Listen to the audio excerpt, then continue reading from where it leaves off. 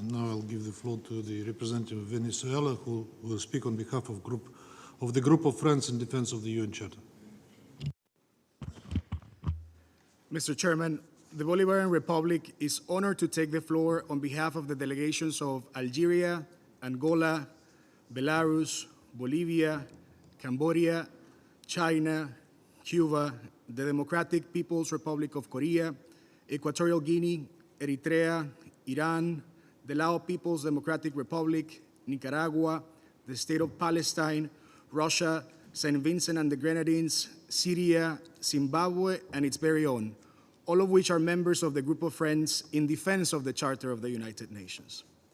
At the outset, allow us to convey our appreciation to the delegation of the Russian Federation, a fellow member of our Group of Friends, for the convening of this informal meeting to address a matter to which we all attach great importance, namely the efforts to ensure greater effectiveness, efficiency, inclusiveness, and transparency in the works of the Security Council. Mr. Chairman, the Group of Friends acknowledges the authority, functions, and powers of the Security Council of the United Nations for maintaining international peace and security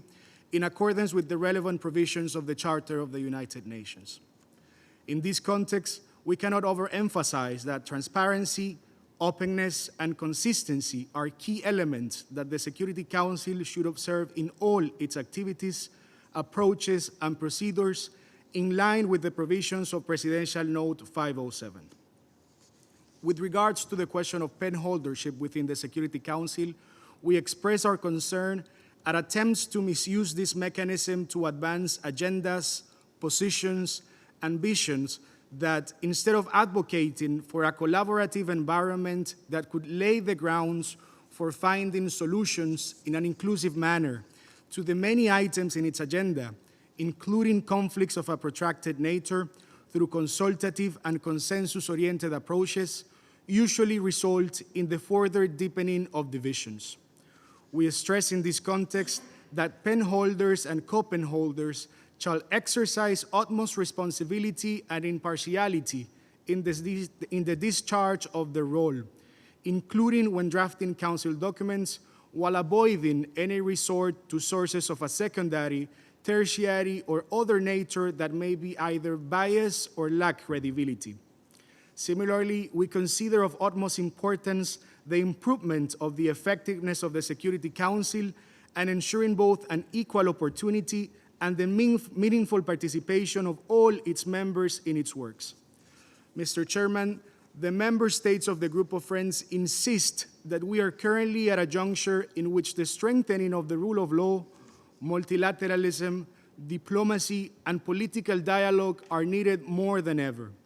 We therefore urge all member states of the Security Council to fulfill their primary responsibility for the maintenance of international peace and security in accordance with the Charter of the United Nations, to both seize and rise to the moment, to reach out and engage with each other, to show greater flexibility and reach compromises that truly serve the purpose of maintaining international peace and security and of ensuring the well-being of all of our peoples, without double standards, politicization of any kind, or selective approaches that ultimately undermine the important tasks entrusted to that body.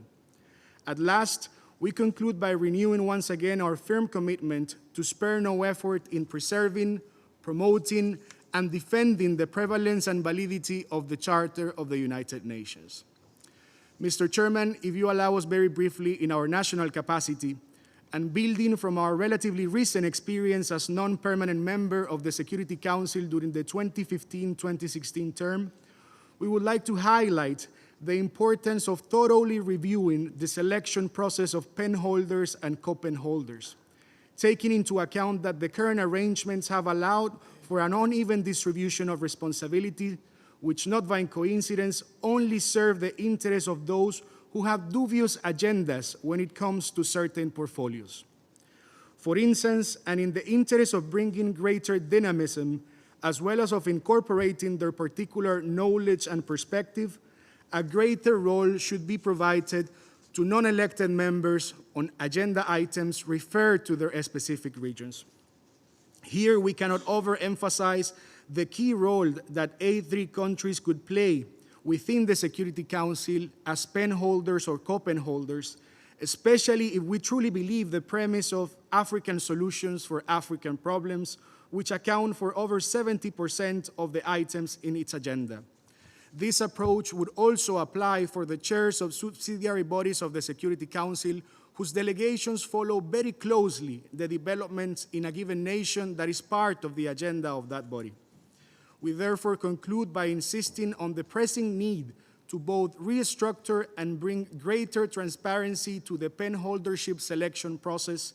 in order to ensure an equal distribution and a meaningful and fair opportunity for all Security Council members to collectively engage and contribute to enhancing the efficiency and effectiveness of that important body in the fulfillment of its primary responsibility for the maintenance of international peace and security. I thank you, Mr. Chairman.